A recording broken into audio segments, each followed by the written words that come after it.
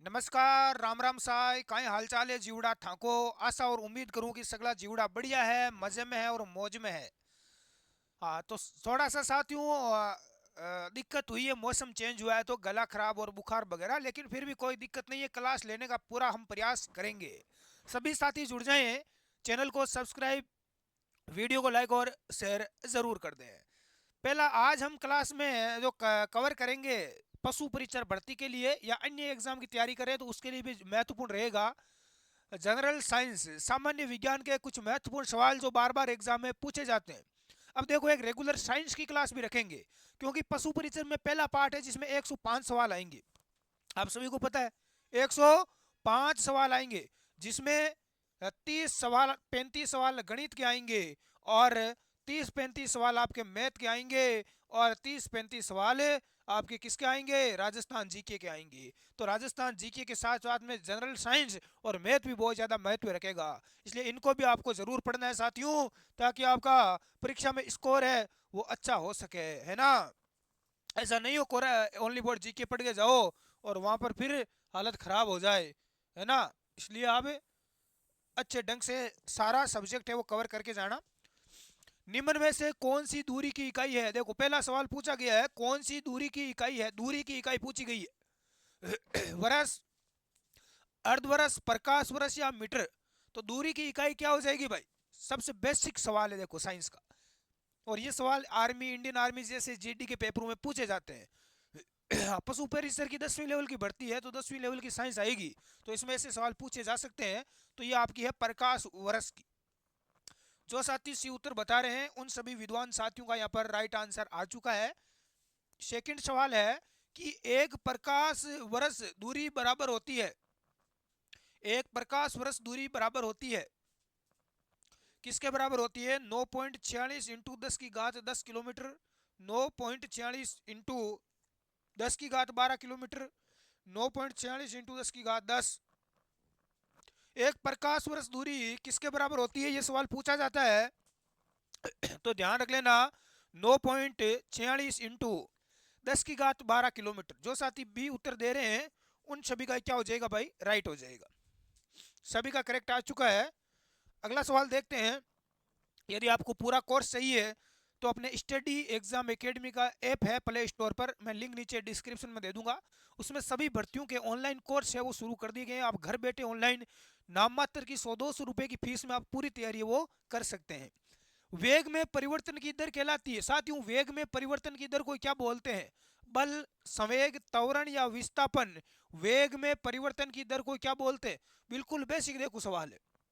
हाँ, क्या हो जाएगा, वेग में परिवर्तन की दर को क्या बोलते हैं साथियों, त्वरण बोलते हैं। क्या बोलते हैं साथियों, त्वरण बोलते हैं। अब देखो थोड़ा सा देख लेते हैं त्वरण क्या होता है। त्वरण मैंने अभी बताया, किसी वस्तु के वेग में परिवर्तन की दर, किसी भी वस्तु के वेग में परिवर्तन की दर को क्या बोला जाता है, त्वरण।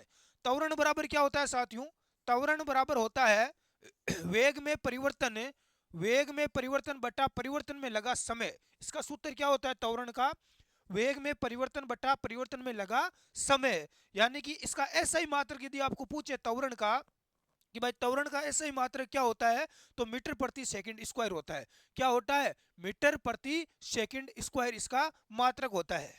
हाँ, ऐसा ही पद्धति में। नेक्स्ट सवाल है कि निम्न में से सदिश राशि कौन सी है। ये सवाल आप नोट कर लो, 100 नहीं 110% पशु परिचर के एग्जाम में सामान्य विज्ञान का, जनरल साइंस का पूछा ही जाएगा। सदिश और अदिश राशि।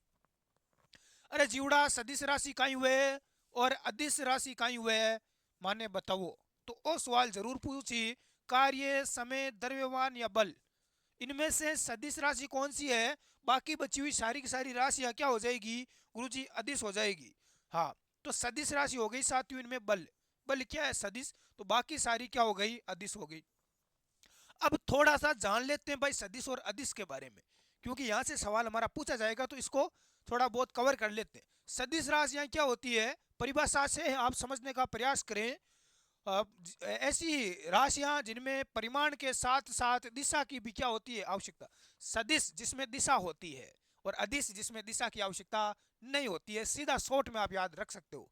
सदिश में किसकी आवश्यकता होती है? परिमाण के साथ साथ दिशा की, और अदिश में दिशा की आवश्यकता नहीं होती है। अब सदिश राशियां है कौन कौन सी? अभी हमने यहाँ पर पढ़ा सदिश राशि कौन सी है बल, यहाँ पर देखो कौन कौन सी है। विस्थापन, वेग, संवेग, त्वरण और बल। विस्थापन, वेग, संवेग, देखो सेम ही है। वे आ रहा है, यहाँ पर भी वे आ रहा है, यहाँ पर भी वे आ रहा है, यहाँ पर वे आ रहा है ना, यहाँ पर भी वे आ रहा है। तो विस्थापन, वेग, संवेग, त्वरण, ये वे वाला सारा सिस्टम क्या है भाई? सदिश है। दूसरा उल्टा अदिश। अदिश राशि कौन सी होती है? ऐसी राशियां जो केवल मान को व्यक्त करें और दिशा का बोध नहीं कराती है, जिसमें दिशा की आवश्यकता नहीं होती है, वो अपनी अदिश राशियां होती है। जैसे घनत्व, चाल, दूरी, समय, द्रव्यमान, ये सारी क्या हो गई साथियों? ये सारी की सारी क्या हो गई भाई? अदिश राशियां हो गई। ठीक है। हाँ, कार्य, समय, द्रव्यमान, ये देखो कार्य, समय, द्रव्यमान, ये तीनों की तीनों राशियां क्या है? ये अदिश है साथियों। क्या है जीवड़ा? अदिश राशियां है। आया रे समझ में? सदिश और अदिश ये याद कर लेना, ज्यादा इसमें हार्ड नहीं पूछा जाएगा, ये घनत्व पूछ लिया जाता है, चाल और दूरी, समय, द्रव्यमान, यही पूछा जाएगा कि ये सदिश है या अदिश है। तो वे जिसमें आ रहा है, विस्थापन में वे, वेग में वे, संवेग में वे आ रहा है, त्वरण में वे आ रहा है, बल में बे आ गया, वे बे, ये सेम ही हो गया, तो ये सदिश हो गया, बाकी सारी अदिश हो गई। चलो भाई, घनत्व है अपनी जो चाल चल रहे हैं, चाल तो हम देखो एस कैसे हुई? चाल, जैसे हम चाल चलते हैं, चलना चाल जैसे चल रहे हैं तो उसमें दिशा की आवश्यकता नहीं होती, कहीं भी चल जाते हैं हम। दूरी, दूरी कितनी है तो उसमें भी दिशा की आवश्यकता नहीं होती है। अगला देखते हैं। अगला सवाल है कि वस्तु का संवेग किस पर निर्भर करता है? संवेग होता है क्या, ये भी जानना जरूरी है, उसके बाद में आप इसको याद करने की कोशिश करें। वस्तु का संवेग वस्तु के द्रव्यमान पर, वस्तु के विस्थापन पर, विस्थापन में लगे समय पर, या उपरोक्त सभी पर। साथियों, संवेग किसके ऊपर निर्भर करता है? जीवड़ा गलो खराब हुगो रे, हुगो तो हुगो सा, हुगो तो हुगो। तो वस्तु संवेग देखो द्रव्यमान पर, विस्थापन पर और विस्थापन में लगे समय पर, इन सभी पर निर्भर करता है। तो उपरोक्त सभी हो जाएगा डी। अब थोड़ा सा आप जानने की कोशिश करें संवेग। संवेग का मात्रक क्या होता है, ये आपको पूछा जा सकता है। तो संवेग का मात्रक क्या होता है? वैसे हम बात करें सीधा तो P बराबर होता है mv। संवेग निकालना है तो सूत्र है P बराबर mv, और यानी किलोग्राम मीटर प्रति सेकंड। क्या होता है इसका मात्रक? किलोग्राम, केजी का मतलब किलोग्राम, मीटर प्रति सेकंड होता है।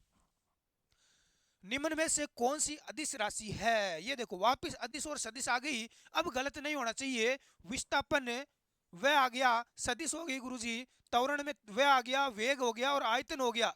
अब तो बता दो रे, अरे इतना शॉर्ट ट्रिक है। वैसे इसकी देखो ट्रिकें भी बहुत है, इनकी ट्रिक भी बहुत है, लेकिन मैंने सीधा बताया कि सदिश, और यहाँ पर देखो अदिश राशि पूछी गई है, अदिश पूछी गई है। सदिश में मैंने कहा सदिश में वे आएगा, विस्थापन में वे आ गया, त्वरण में वे आ रहा है, वेग में वे आ रहा है, लेकिन पीछे बचा आयतन। तो ये आयतन में हमने गुरुजी टिक मार दिया और एक नंबर फोकट में मिल गया, एक नंबर फोकट में मिल गया। चलो सर, अगला सवाल है कि निम्न पदार्थों से बने 1 सेंटीमीटर घन में किसका जड़त्व अधिकतम होगा? जड़त्व का नियम आपने पढ़े होंगे। तो जड़त्व अधिकतम किस में होगा? एल्यूमिनियम में, लकड़ी में, एल्यूमिनियम, लकड़ी, कांच और लोहा। बताओ देखे किसका घनत्व है, किसका जड़त्व इनमें से अधिकतम है? तो किसका होता है भाई? लोहे का होता है। किसका होता है? लोहे का। डी उत्तर अपना राइट हो। इनमें से सबसे भारी लोहा ही होता है।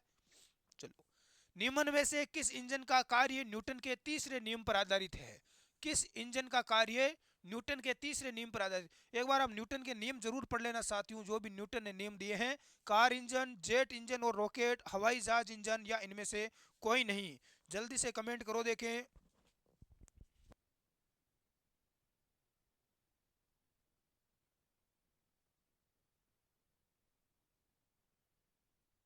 है न्यूटन की गति का तीसरा नियम क्या है? प्रत्येक क्रिया की उसके बराबर तथा विपरीत दिशा में क्या होती है? प्रतिक्रिया। इसे क्रिया प्रतिक्रिया का नियम भी कहा जाता है। जैसे रॉकेट का आगे बढ़ना, कुएं से पानी खींचते समय रस्सी टूट जाने पर व्यक्ति का पीछे की ओर गिर जाना, बंदूक से गोली दागते समय पीछे की ओर झटका लगना। तो जेट इंजन और रॉकेट ये साथियों न्यूटन के तीसरे नियम पर आधारित है। जैसे मान लो कि हमें गोली चलाना है, तो गोली चलाओगे बंदूक से तो पीछे की ओर क्या देगी? बंदूक झटका देगी। ये न्यूटन का क्रिया प्रतिक्रिया, क्रिया करेंगे तो वापस प्रतिक्रिया होगी। ये न्यूटन की गति का तीसरा नियम है जीवड़ा। पीछे की ओर क्या लगता है, धक्का लगता है। मान लो आप किसी को खींच रहे हो पकड़ के, तो अचानक वो छोड़ देता है तो क्या होगा, वह पीछे की ओर गिर जाओगे। अगला सवाल देख लेते हैं, किस फरस पर दौड़ने में अत्यधिक कठिनाई होगी। ये बहुत ही शानदार सवाल है। देखो, कांच के फरस पर, सीमेंट के फरस पर, पत्थर का फरस या कच्चा फरस, किस फरस पर दौड़ने में। देखो, कांच के फरस में दौड़ने में कठिनाई होगी, चिकना फरस होता है और दौड़ोगे तो क्या हो जाएगा जीवड़ा, गिर जाओगे। गिर जाओगे, क्योंकि कांच में क्या होता है साथियों, घर्षण बल बहुत कम लगता है, घर्षण बल बहुत कम होता है ना, जिसकी वजह से आप दौड़ ही नहीं पाओगे, गिर जाओगे। पत्थर का फरस है तो इसमें घर्षण बल, खुरदरा फरस में घर्षण बल ज्यादा होता है ना। अगला सवाल, जिसे वो बिल्कुल पकड़े हुए रहता है, गिरने नहीं देगा आपको। यदि दो पिंडों के मध्य दूरी दुगुनी कर दे तो इनके मध्य गुरुत्वाकर्षण बल पहले की अपेक्षा क्या होगा। गुरुत्वाकर्षण बल सभी जानते हो। अरे जब हम बॉल को ऊपर की ओर फेंकते हैं तो वो वापस नीचे की ओर आ जाती है, यानी पृथ्वी का अपनी ओर किसी चीज को आकर्षित करना, खींचना। दो पिंडों के मध्य दूरी दुगुनी कर दें तो इनके मध्य गुरुत्वाकर्षण बल पहले की अपेक्षा क्या हो जाएगा, आधा, एक चौथाई, दुगुना या चार गुना हो जाएगा। बिल्कुल बेसिक और शानदार सवाल है। तो ये साथियों आपका रह जाएगा एक चौथाई। क्या रह जाएगा भाई, एक चौथाई रह जाएगा। गुरुत्वीय त्वरण का मान अधिकतम होगा। गुरुत्वीय त्वरण का मान एवरेस्ट शिखर पर, पृथ्वी के ध्रुवों पर, पृथ्वी के केंद्र पर या विषुवत रेखा पर। बहुत ही शानदार सवाल है आपके सामने, जल्दी से कमेंट करें। हाँ, तो गुरुत्वीय त्वरण का मान सबसे ज्यादा होता है साथियों पृथ्वी के ध्रुवों पर। पृथ्वी के जो ध्रुव है इन पर इनका मान क्या होता है, सबसे ज्यादा होता है। पृथ्वी के अंदर दोनों ध्रुवों को मिलती हुई एक सुरंग में पृथ्वी की स्थिति से एक द्रव्यमान मुक्त किया जाता है। वह है, देखो, पृथ्वी के अंदर दोनों ध्रुवों को मिलती हुई एक सुरंग में पृथ्वी की स्थिति से एक द्रव्यमान मुक्त किया जाता है। वह पृथ्वी के केंद्र पर जाकर रुक जाएगा, सुरंग के दूसरे सिरे पर जाकर रुक जाएगा, पृथ्वी के केंद्र के दोनों ओर दोलन करेगा, सुरंग के दूसरी ओर बाहर निकल जाएगा। गला खराब हो रहा है मेरा, बहुत खराब, हालत खराब है। तो देखो क्या होगा, एक द्रव्यमान मुक्त किया जाता है, वह पृथ्वी के केंद्र के दोनों ओर दोलन करेगा। क्या करेगा साथियों, दोलन करेगा।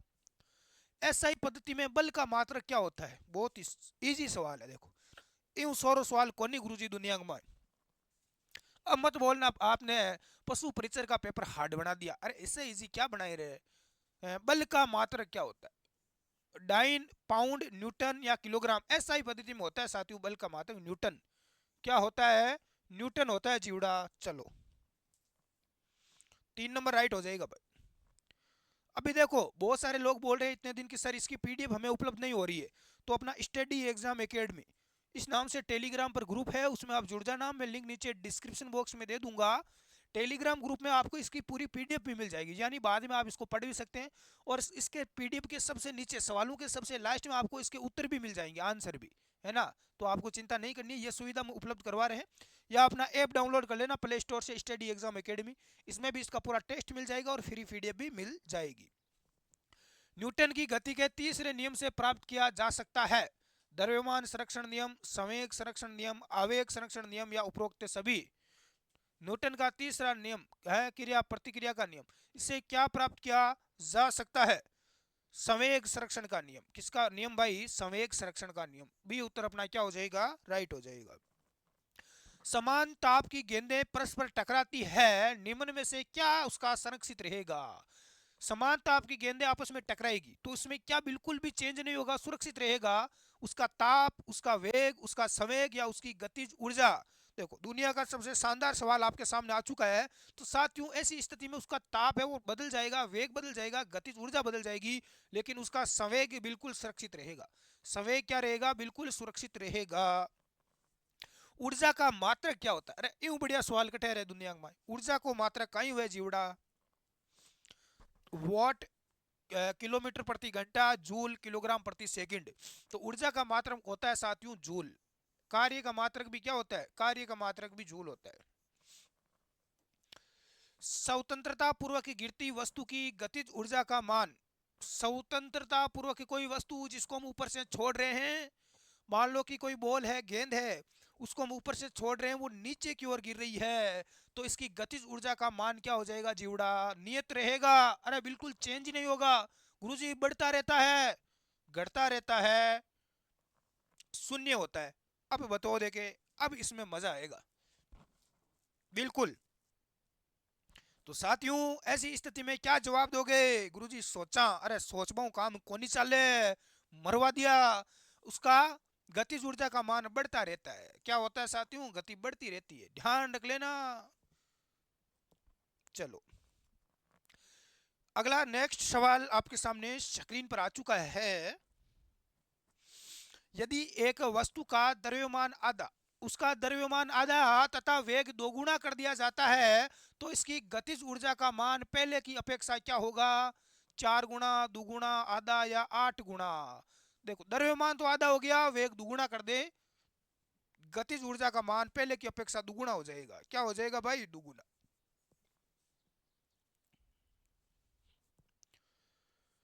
अगला सवाल आपके सामने आ चुका है।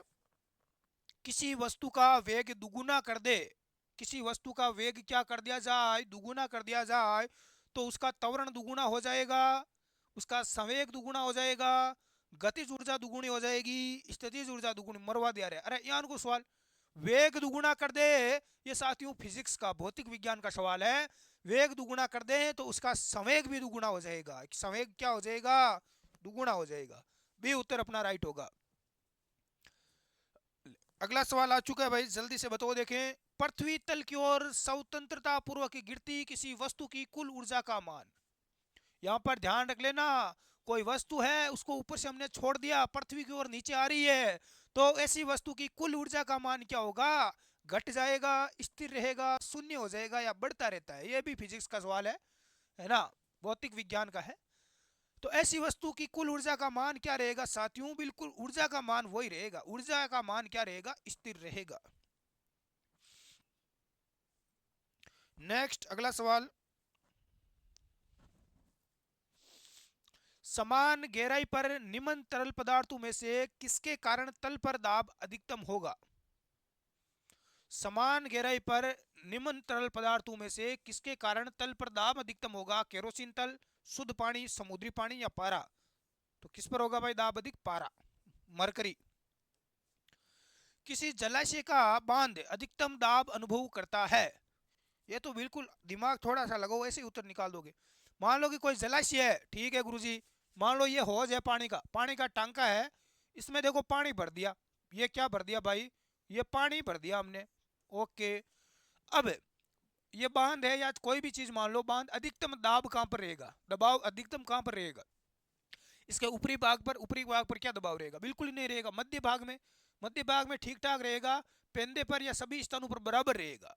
तो ध्यान रख लेना, इसका जो पेंदा है नीचे का, तो जैसे ही मान लो ज्यादातर हम देखते हैं कोई बांध हो गया या पेंदा उसका होज हो गया, तो नीचे बाल्टी हो गई, तो उसमें दबाव हमेशा नीचे की तरफ ज्यादा रहता है, और नीचे का पेंदा हमेशा क्या इसका क्षतिग्रस्त होता है, टूटता फूटता है ना। तो पेंदे पर दबाव हमेशा क्या रहता है? ज्यादा रहता है। बेसिक लॉजिक है। कौन सा मात्रक दाब का है, यानी दाब का मात्रक हमें पूछा गया है। दाब का मात्रक न्यूटन होता है, किलोग्राम होता है, किलोग्राम वर्ग मीटर होता है, या न्यूटन प्रति मीटर होता है? तो साथियों दाब का मात्रक होता है न्यूटन प्रति मीटर। क्या होता है? न्यूटन प्रति मीटर। डी उत्तर अपना क्या हो जाएगा भाई? राइट हो जाएगा। बहुत ही बढ़िया। पानी से भरी टंकी अधिकतम दाब अनुभव करती है। पानी से भरी हुई टंकी, देखो पहले बांध का पूछा था, अब टंकी पूछिए। ऊपरी भाग पर, मध्य भाग, पेंदे पर या सतह पर? तो ज्यादा दाब अनुभव करेगी पेंदे पर। पेंदे पर दाब क्या होगा? हमेशा ही ज्यादा होगा। यदि बैरोमीटर में पारा कम हो जाए तो संभावना होती है, देखो ये सवाल कई बार पूछा जाता है परीक्षाओं में।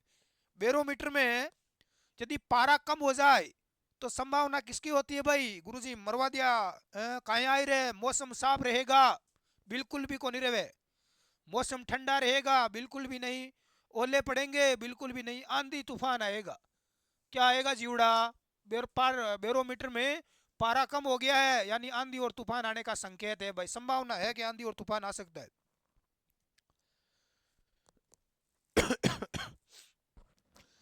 ये देखो अगला सवाल है कि किसी द्रव्य अथवा तरल पदार्थ में जब किसी वस्तु को पूर्णतया डुबोते हैं, मान लो कि ये पानी का अपना टांका है, होज है, इसमें हम डुबोते हैं पानी की बाल्टी, क्या डालते हैं जीवड़ा, पानी की बाल्टी डालते हैं, ठीक है, पानी की बाल्टी को अंदर डुबो दिया। जब किसी वस्तु को डुबोते हैं तो वह ऊपर की दिशा में एक बल का अनुभव करती है, ऊपर की दिशा, ऊपर की ओर एक बल लगता है, दाब लगता है, ये बल क्या कहलाता है, पलवन, उत्प्लावन या न्यूटन या वायुमंडलीय। तो साथियों ये बल कहलाता है आपका उत्प्लावन बल। इस बल से क्या होता है साथियों, ये पानी है ना, इसमें ये एक बल लगता है उत्प्लावन बल। जैसे आप पानी की बाल्टी को पानी में डुबोगे, मान लो इसमें इतना पानी है, कितना, इतना, अब यहाँ से पानी बाल्टी अंदर चली गई, बाल्टी पूरी पानी से भर गई, भरने के बाद आप बाल्टी को वापस खींचोगे तो तब तक बाल्टी का आपको बिल्कुल वजन महसूस ही नहीं होगा, बिल्कुल बाल्टी आपको हल्की लगेगी जब तक इस पानी से बाहर नहीं आएगी। जब तक बाल्टी पानी के अंदर रहेगी आपको बिल्कुल भी उसका दबाव, दाब है ना, वजन है, वो महसूस ही नहीं होगा। बाहर आने के बाद आपको पता चलेगा कि बाल्टी में कितना दबाव, यानी पानी, इसके अंदर एक बल लगता है ऊपर की तरफ, यानी पानी की बाल्टी को ये बल ऊपर की ओर फेंकता है ना, इसे उत्प्लावन बल कहते हैं। जब किसी वस्तु को पानी में डुबोते हैं तो उस पर लगने वाला उत्प्लावक बल बराबर होता है, पानी में डुबोएंगे तो उसमें ऊपर एक बल लगेगा जिसको नाम, क्या नाम है, उत्प्लावक बल। ये एग्जाम में पूछा जाता है साथियों, ध्यान रख लेना है ना।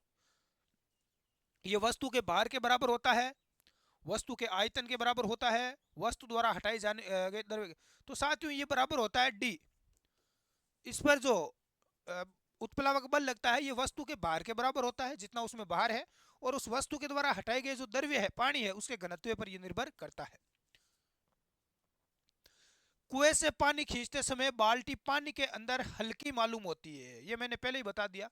पानी के अंदर जब तक बाल्टी रहेगी, पूरी भरी हुई रहेगी, तो एक बच्चा भी उसको खींच लेगा, बिल्कुल भी आपको कभी प्रैक्टिस करना अब, है ना, उसमें आपको बिल्कुल भी वजन नहीं लगेगा। लेकिन पानी के बाहर आने पर भारी हो जाती है, क्योंकि पानी के ऊपर आने पर क्या होता है, पानी का उत्प्लावन बल कार्य नहीं करता है, वायुमंडलीय का दाब लगता है, पानी का आकर्षण बल लगने लगता है, रस्सी तनाव बल लगता है। अब देखो, अब मजा आएगा, अब जवाब दो, देखें हालत खराब नहीं हो जाए तो मुझे पूछ लेना, गुरुजी मरवाओ थे, मैं कौन मरवाऊँ, साथ आता है मरो। अरे सीधा सवाल है, इसके अंदर एक उत्प्लावन बल लगता है पानी में, जिसे हमें वजन महसूस नहीं होता है। पानी का उत्प्लावन बल बाहर की ओर कार्य नहीं करता है, बाहर की ओर कार्य नहीं करेगा तो आपको वजन महसूस होगा। तो सीधा सीधा उत्तर दो, फालतू के ऑप्शन देखो ही मत। पानी का घनत्व सबसे अधिक जिस ताप पर होता है वह है, पानी का घनत्व सबसे ज्यादा किस ताप पर होता है, 0 डिग्री, 1, 2 या 4, तो ये सबसे ज्यादा होता है 4 डिग्री पर, 4 डिग्री सेल्सियस पर क्या होता है, सर्वाधिक होता है। एक लोहे का ब्लेड पानी पर तैर, एक लोहे का ब्लेड है, लोहे की जो पत्ती होती है, ब्लेड होती है, ये ब्लेड पानी पर तैरती है, क्यों, इसका देखो बहुत बड़ा रीजन है, ये एक बहुत ही शानदार और इजी सवाल है, और एक बार आपने देख लिया तो आपका कभी गलत नहीं होगा। साथियों जब पानी के अंदर ब्लेड डालते हैं तो ये पानी के अंदर डूबेगी नहीं, तैरेगी। एक देखो, एक जहाज होता है ना, जहाज, वैसे आप एक सिक्का डालोगे तो पानी में डूब जाएगा, उसी प्रकार से लोहे की कील डालोगे वो भी डूब जाएगी, लेकिन एक बहुत बड़ी जहाज होती है ना पानी की, पानी में जो तैरती है, तो वो जहाज, इतनी बड़ी जहाज क्यों नहीं डूबती है, इसका क्या रीजन है, श्यान बल के कारण, पानी के पृष्ठ तनाव के कारण, अन्य बल के कारण, या उत्प्लावन बल के कारण। तो इसका रीजन है पानी के पृष्ठ तनाव के कारण, उसके घनत्व के कारण, उसके घनत्व के कारण या उसके पृष्ठ तनाव के कारण। तो बी उत्तर अपना क्या हो जाएगा, करेक्ट हो जाएगा। पारे की नन्ही बूंदों की आकृति गोलीय होती है क्यों, पानी की छोटी छोटी बूंदे होती है साथियों, वो गोल होती है, आपने देखी होगी पानी की बूंदे गिरती है, गोल होती है, द्रव्यमान उनका न्यूनतम होता है इसलिए गोल होती है। आयतन तथा पृष्ठ क्षेत्रफल का अनुपात न्यूनतम होता है, क्षेत्रफल तथा आयतन का अनुपात कम होता है, द्रव्यमान तथा आयतन का अनुपात न्यूनतम होता है। क्या रीजन है, पानी की बूंदे, पारे की नन्ही बूंदे या पानी की बूंदे या पारे की बूंदे, ठीक है, तो इसका रीजन है साथियों आयतन तथा, उसका आयतन तथा पृष्ठ का क्षेत्रफल का अनुपात क्या होता है, न्यूनतम यानी कम होता है। बी उत्तर अपना क्या हो जाएगा, करेक्ट हो जाएगा। नेक्स्ट अगला सवाल आपके सामने स्क्रीन पर, एक बिना जोते हुए खाली खेत में जोते हुए खेत की अपेक्षा अंत्य भूमि के पानी का वाष्पन होता है अधिक तेजी से, कम तेजी से, समान तेजी से, बहुत धीरे धीरे। एक देखो बिना जोता हुआ खाली खेत पड़ा है, बिल्कुल बंजर खेत पड़ा है, और उसकी अपेक्षा एक ऐसा अंत्य भूमि के पानी का, है ना, जिसमें खेती की गई है ऐसा है, उसमें पानी का वाष्पन क्या होगा भाई? ऐसे खेतों में पानी का वाष्पन क्या होगा? क्या होगा भाई? अधिक तेजी से होगा। क्या होगा? अधिक तेजी से। चल एक बार सवाल को वापस समझें। एक बिना जोते हुए खाली खेत में जोते हुए खेत की अपेक्षा, जोते हुए खेत की अपेक्षा अंत्य भूमि के पानी का वाष्पन क्या होगा? अधिक तेजी से होगा। अधिक तेजी से होगा। तो ए उत्तर अपना क्या हो जाएगा? राइट हो जाएगा। ये देखो इसके आंसर मिल जाएंगे आपको, इसकी पीडीएफ अपने टेलीग्राम ग्रुप में मिल जाएगी। विद्यार्थी बोलते हैं कि सर इसका उत्तर नहीं मिलता पीडीएफ में, तो इस बार हमने उत्तर भी टाइप करवाए हैं पीछे की ओर। पूरा आप हल करोगे, पीडीएफ पढ़ोगे तो लास्ट में आपको इसके आंसर भी देखो सारे मिल जाएंगे। ये यहाँ पर एक बार जैसे 1 नंबर का सी हो गया, 2 नंबर का बी हो गया, 3 नंबर का सी, 4 नंबर का डी, 5 का डी, है ना। तो ऐसे आपके सारे उत्तर इसको मिल जाएंगे। तो इस पीडीएफ भी आप ले लेना टेलीग्राम से, या अपना ऐप डाउनलोड कर लेना स्टडी एग्जाम एकेडमी। आज के लिए इतना ही दोस्तों, मिलते हैं नेक्स्ट अगली क्लास में, तब तक के लिए बाय।